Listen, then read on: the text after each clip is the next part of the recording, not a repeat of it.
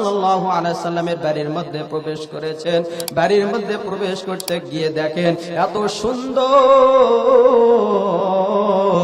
নুরানি চেহারার একটা মানুষ কোরআন তিলাওয়াত করতেছে, আর এত সুন্দর কণ্ঠ।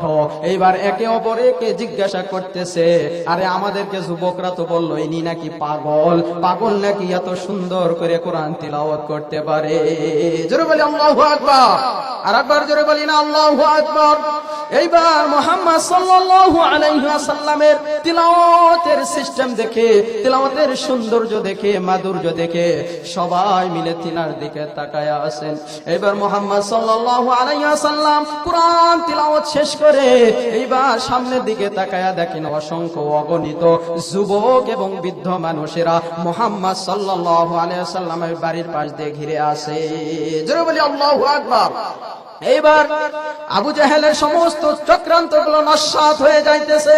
মুহাম্মদ সাল্লাল্লাহু আলাইহি ওয়াসাল্লাম এইবার সমস্ত মানুষদেরকে বলতেছেন, ওরে যুবক, তোমরা আমার কাছে কেন এসেছো? আমাকে কি দেখতেছো?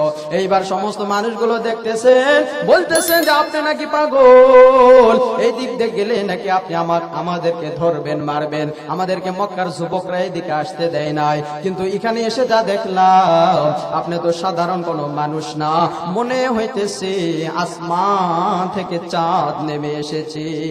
জোরে বলি সুবহানাল্লাহ।